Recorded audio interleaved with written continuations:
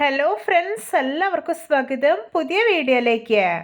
ഇന്ന് ഞാൻ വന്നിട്ടുള്ളത് അരിപ്പൊടിയും ചിക്കനൊക്കെ ഉപയോഗിച്ചിട്ട് വളരെ സിമ്പിളായിട്ട് തയ്യാറാക്കാൻ പറ്റുന്ന രുചികരമായിട്ടുള്ളൊരു സ്റ്റീംഡ് സ്നാക്കായിട്ടാണ്.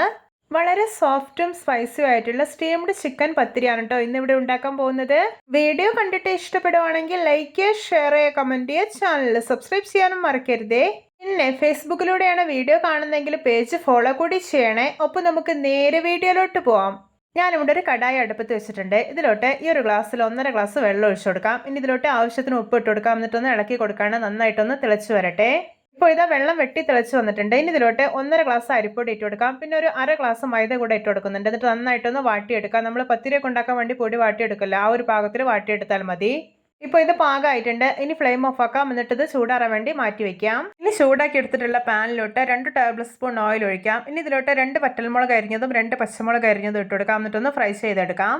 ഇനി ഇതിലോട്ട് ഒരു 1.5 ഉള്ളി അരിഞ്ഞത് ഇട്ട് കൊടുക്കാം. ശേഷം ആവശ്യത്തിന് ഉപ്പ് കൂടി ഇട്ട് കൊടുക്കാം.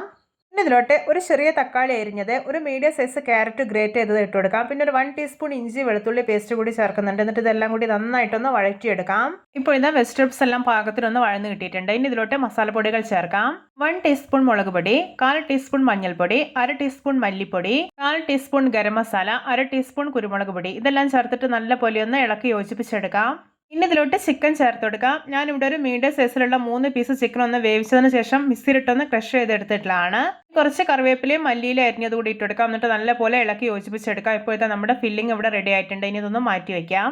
നമ്മൾ നേരത്തെ വാട്ടി വെച്ചിരിക്കുന്ന പൊടി ഉണ്ടല്ലോ, അത് ഞാനിതാ നല്ല സോഫ്റ്റ് ആയിട്ടൊന്ന് കുഴച്ചെടുത്തിട്ടുണ്ട്. ശേഷം 2 ബോളുകളാക്കി എടുത്തിട്ടുണ്ട്. ഇത് ഞാൻ ഓരോന്നായിട്ട് പത്തിരിപ്പലക്കമേ വെച്ചിട്ടൊന്ന് പരത്തിയെടുക്കുവാണ്. നല്ല തിന്നായിട്ട് പരത്തരുത്, കുറച്ച് കട്ടിയോടെ വേണം പരത്തിയെടുക്കാനായിട്ട്. ഇപ്പോൾ ഇതാ നല്ല പെർഫെക്റ്റ് ആയി തന്നെ പരത്തിയെടുത്തിട്ടുണ്ട്.